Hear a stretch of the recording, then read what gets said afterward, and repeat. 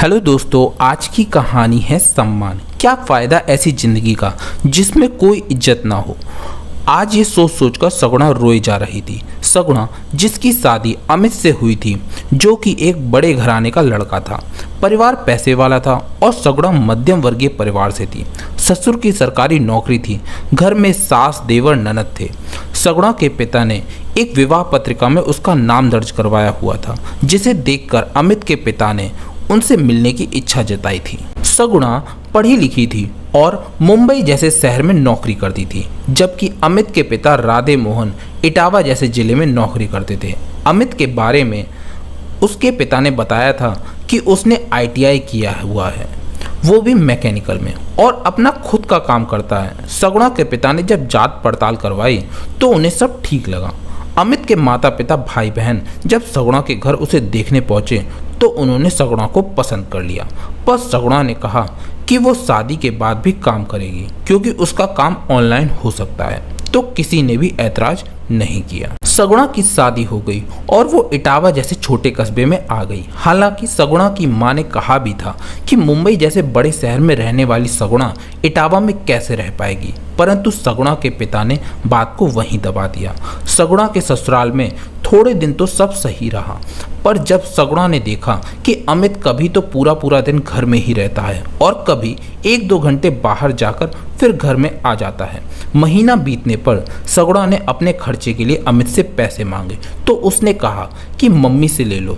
जब सगुणा ने सास से पैसे मांगे तो सास ने 2 टूक मना कर दिया कि तुम्हारे पति की तो कोई आय नहीं और अभी तुम्हारे ससुर की तनख्वाह नहीं मिली है। ये सुनकर सगुणा ने कहा कि ये बात उसे पहले क्यों नहीं बताई गई। तो सास ने कहा, इतनी दूर से शादी इसलिए तो करके लाए हैं कि लड़की वाले ज्यादा जांच पड़ताल ना कर पाएं, वरना क्या यहाँ लड़की की कमी थी।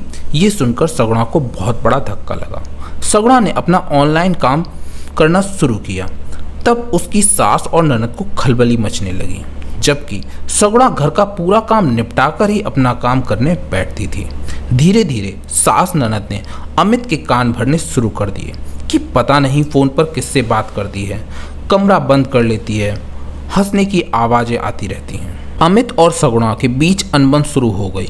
सगुणा ने अपने मायके में बताना उचित नहीं समझा। एक दिन ऐसे ही सगुणा दरवाजा बंद करके अपने किसी क्लाइंट से बात कर रही थी।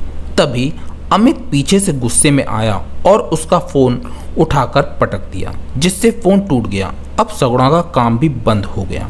सगुणा के घर से अगर फोन आता तो अमित के फोन पर या घर के लैंडलाइन पर आता। सास या ननद कोई ना कोई उसकी बात सुनने के लिए वहीं बैठी रहती, जिससे वो अपने घर वालों को कुछ बता भी नहीं पाती। सगुणा की स्थिति बस से बदतर होती जा रही थी। उसके खाने पहनने का जिम्मा भी सास और ननद ने ले रखा था। वो अपनी मर्जी से कुछ बना भी नहीं सकती थी। क्या बनेगा और कितना बनेगा वो भी सास ही बताती थी। अगर बनाते समय आटा कम पड़ गया तो सगुणा दोबारा आटा भी नहीं मार सकती थी। एक रात सगुणा अपने घर से भागकर पुलिस थाने चली गई और अपनी स्थिति से अवगत कराया। वहाँ थाना इंचार्ज ने उसके पिता से बात करवाई। सगुणा की शिकायत पर पुलिस वाले उसके घर भी गए।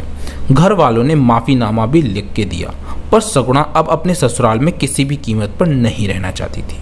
मायके आकर सगुणा ने एक कंपनी ज्वाइन कर ली और साथ ही एक NGO भी ज्वाइन कर लिया, जहां वो अपनी सैलरी का कुछ हिस्सा देकर अपने जैसी महिलाओं की मदद करने लगी। उसने उनके लिए सिलाई मशीन की व्यवस्था करवाई। जो महिलाएं सिलाई जानती थीं, उनसे नए डिज़ाइन के कपड़े सिलवाकर ऑनलाइन बेचने लगी। आज सगुणा का एक कदम उसकी आत्मनिर्भरता के साथ साथ कई महिलाओं को भी आत्मनिर्भरता की तरफ बढ़ा रहा है। दोस्तों, आपको ये कहानी कैसी लगी कमेंट सेक्शन में ज़रूर बताइए। अगर कहानी अच्छी लगी हो तो वीडियो को लाइक और शेयर कीजिए और ऐसी ही कहानियाँ और पाने के लिए चैनल को सब्सक्राइब कीजिए और बेल आइकन को दबा के ऑल पर सेट करना मत भूलिएगा। तो फिर मिलते हैं नेक्स्ट वीडियो में। Till then take care and keep smiling. Bye bye.